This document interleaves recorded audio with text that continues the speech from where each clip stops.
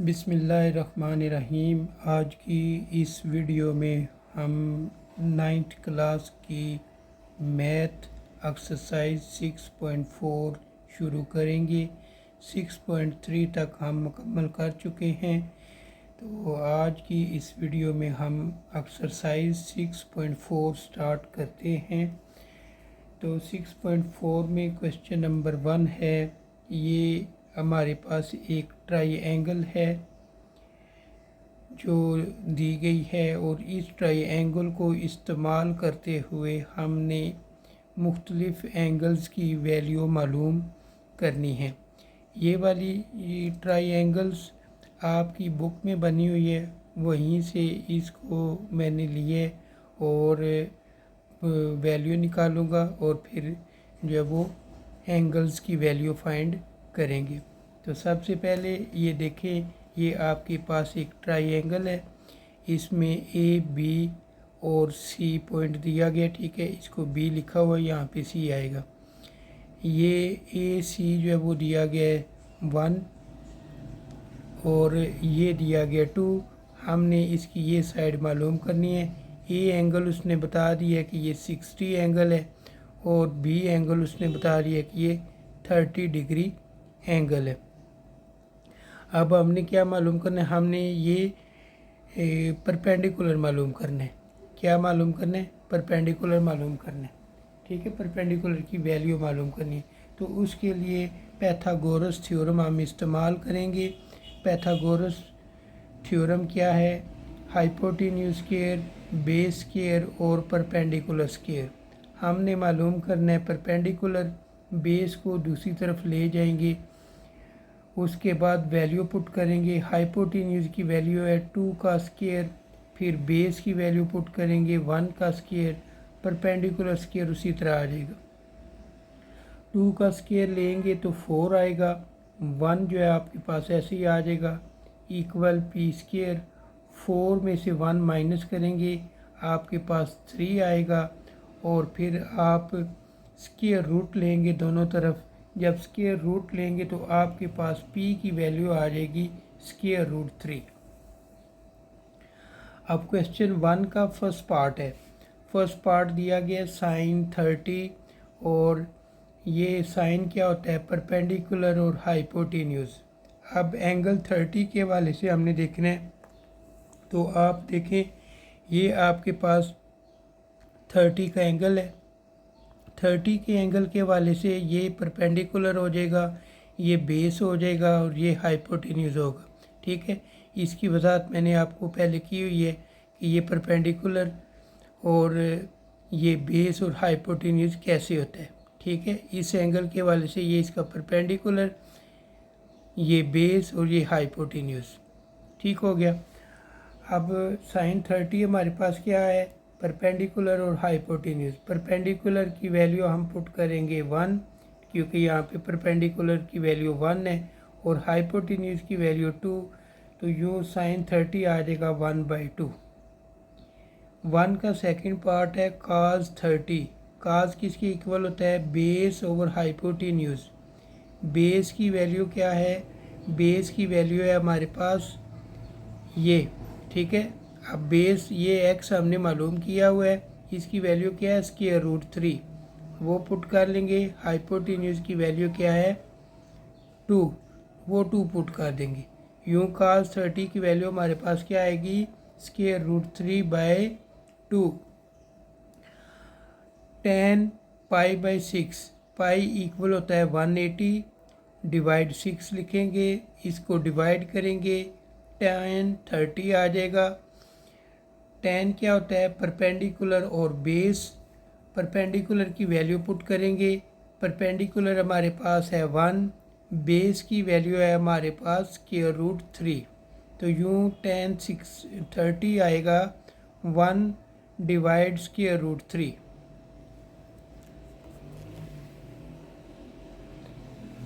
1 का 4 part tan 60। tan 60, tan होता है परपेंडिकुलर और बेस, और tan 60 के वाले से अगर देखें तो ये इसका परपेंडिकुलर है और ये इसका बेस है। परपेंडिकुलर की वैल्यू हमने फाइंड की है स्क्वायर रूट 3 वो पुट करेंगे और बेस की वैल्यू हमारे पास दी हुई है 1, वो पुट करेंगे। यूँ tan 60 हमारे पास आएगा √3/1। ठीक है। क्वेश्चन 1 का 5 पार्ट। सीकेंट 60 सीकेंट जो है वो उलट होता है काज का। काज 60, काज क्या होता है, बेस ओवर हाइपोटेन्यूज। बेस की वैल्यू 1, बेस की वैल्यू हमारे पास जो है वो √3 है, सॉरी बेस की वैल्यू जो है वो 1 है और हाइपोटेन्यूज की वैल्यू 2। ठीक है, ये काज 60 की वैल्यू आई है, इसी को उल्टा करके लिखेंगे तो वो सीकेंट 60 की वैल्यू बन जाएगी 2/1। 1 का 6 पार्ट काज π/3, पाई को लिख लेंगे 180/3। इन दोनों को डिवाइड कर देंगे। जब डिवाइड करेंगे तो काज 60 आ जाएगा, काज 60 आएगा। तो काज क्या होता है, बेस ओवर हाइपोटेन्यूज।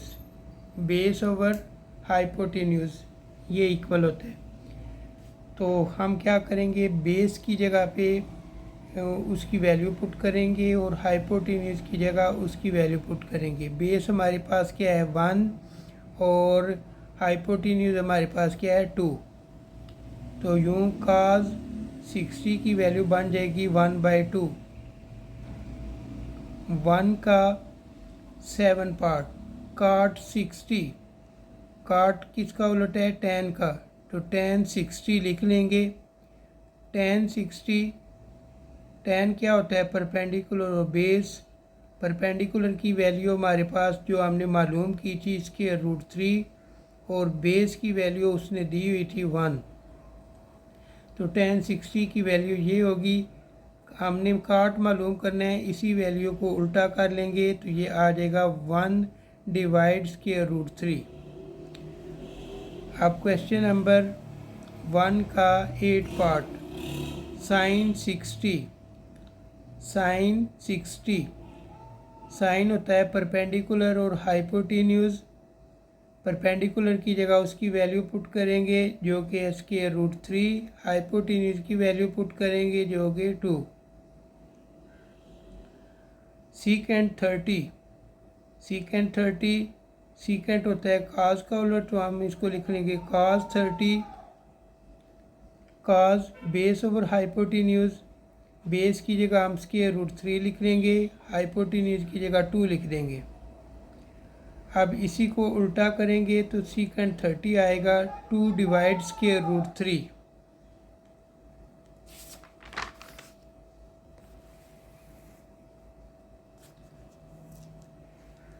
1 का 10 पार्ट कोसिकेंट 30। कोसिकेंट जो है वो उलट होता है साइन का, साइन 30।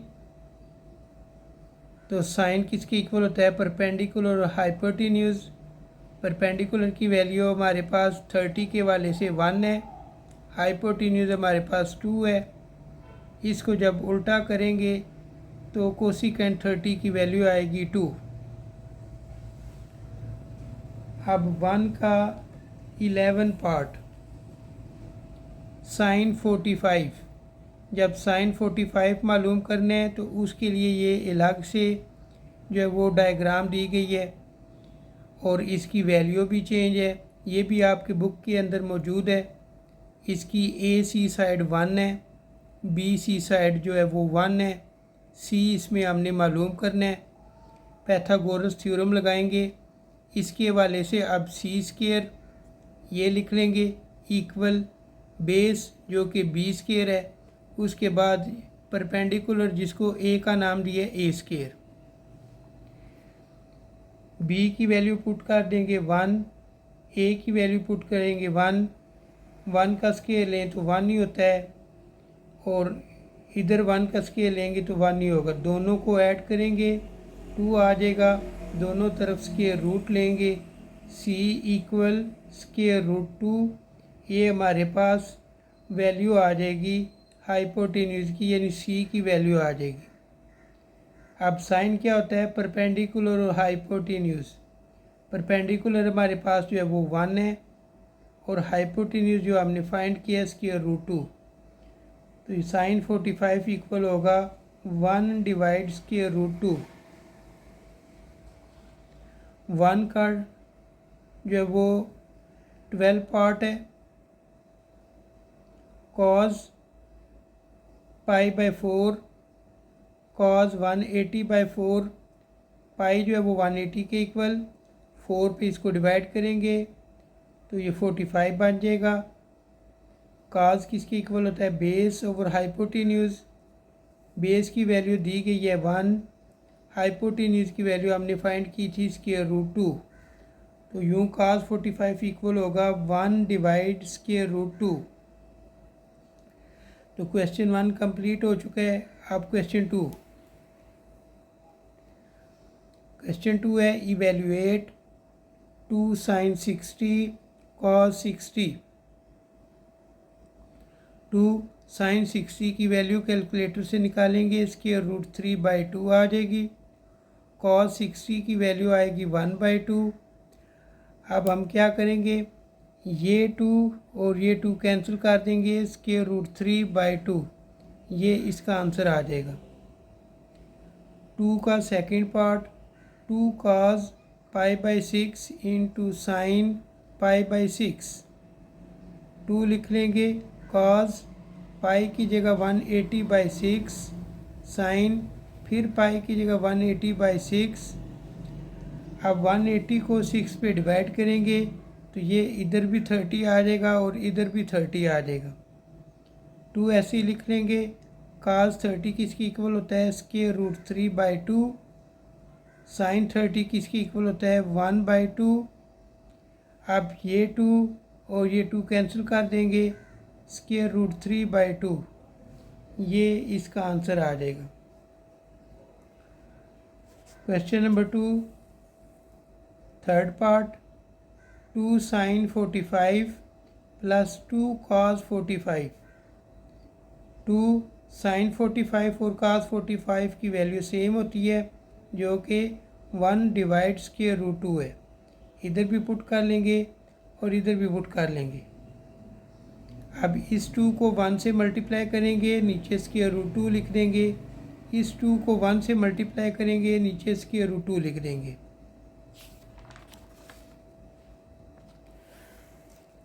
अब एलसीएम लेंगे, जब एलसीएम लेंगे तो आएगा स्क्वायर रूट 2, नीचे सेम है तो ऊपर भी सेम आ जाएंगे, 2 + 2। दोनों को ऐड कर देंगे, 4 डिवाइड स्क्वायर रूट 2। जब ऐसी फॉर्म हो कि ऊपर कोई ऐसा नंबर हो जैसे 2, 3, 4, 5 और नीचे उसका स्क्वायर रूट में भी वही नंबर हो, तो हम क्या करेंगे, उसको रेशनलाइज करेंगे। तो इसको मल्टीप्लाई एंड डिवाइड करेंगे, स्क्वायर रूट 2 और स्क्वायर रूट 2। तो 4 को इससे मल्टीप्लाई करेंगे तो 4 square root 2, square root 2 square root 2 मिलकर बनेगा स्क्वायर रूट 2 का होल स्क्वायर। अब ये स्क्वायर और ये रूट जो है वो कैंसिल कर देंगे, 4 स्क्वायर रूट 2, ये 2 जो है वो स्क्वायर रूट से बाहर आ जाएगा, सिर्फ और सिर्फ 2 रह जाएगा। अब इन 2 दोनों की कटिंग कर देंगे, 2 1 ज़ा 2 और 2 2 ज़ा 4, तो यूँ हमारे पास आएगा 2 square root 2। Question number 2 4 part, sine 60 cos 30 plus cos 60 sin 30।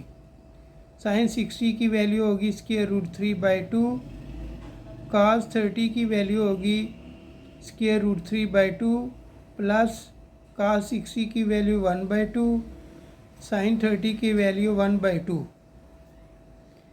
अब स्क्वायर रूट 3 और स्क्वायर रूट 3 मल्टीप्लाई होंगे, होल स्क्वायर बन जाएगा, 2 2 ज़ा 4 आ जाएगा, 1 1 ज़ा 1, 2 2 ज़ा 4।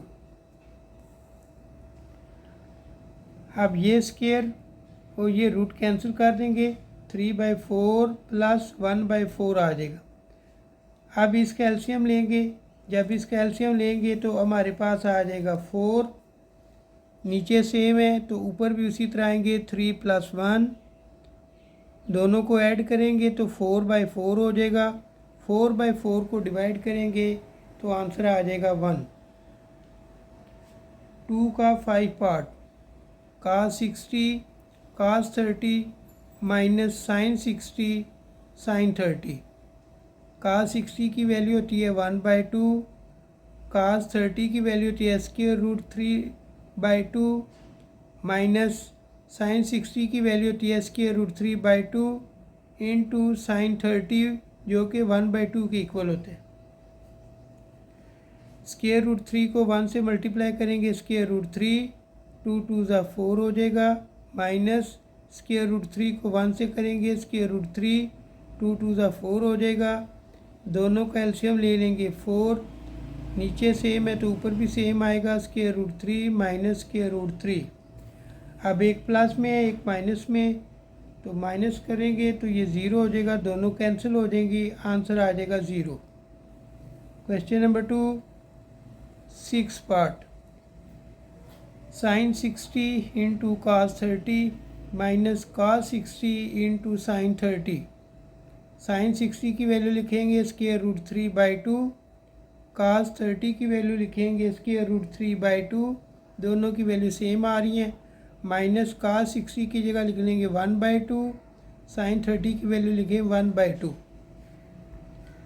अब √3 दोनों सेम है, इसको होल स्क्वायर में लिख लेंगे, माइनस 2 2 ज़ा 4 लिख देंगे, 1 1 ज़ा 1 2 2 ज़ा 4। इन दोनों का एलसीएम ले लेंगे, ऊपर से इसके रूट कैंसिल कर देंगे, 3/4 माइनस 1/4।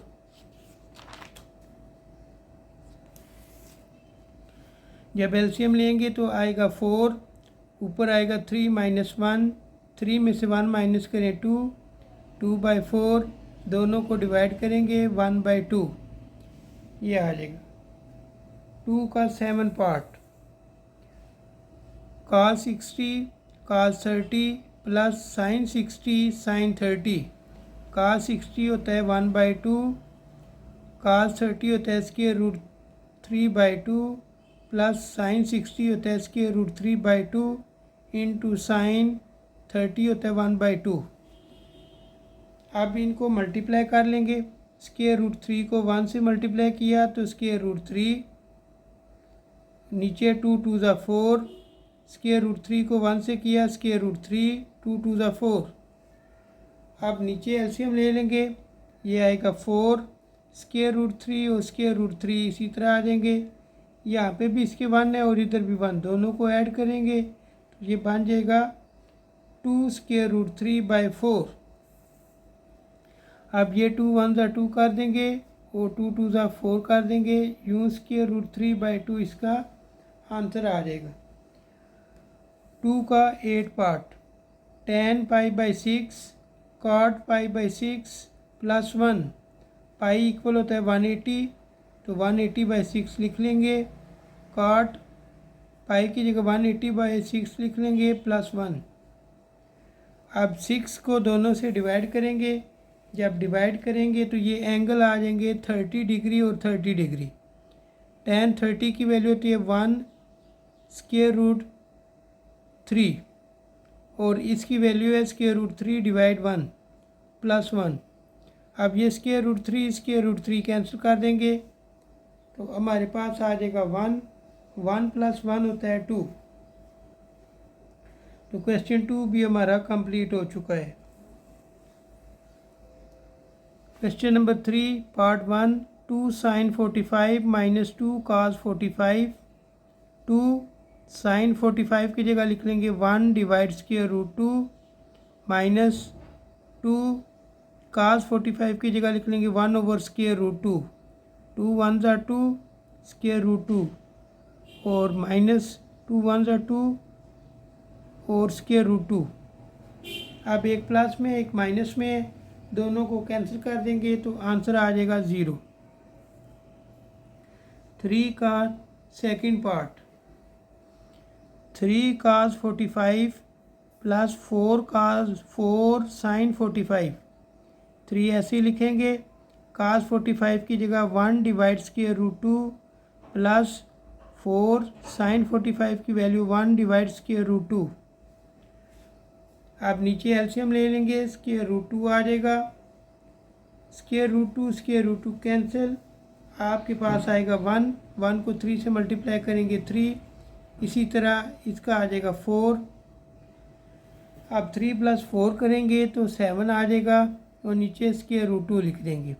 तो ये इसका आंसर है। 3 का थर्ड पार्ट जो कि लास्ट पार्ट है इस एक्सरसाइज का, 5 cos 45 - 3 sin 45।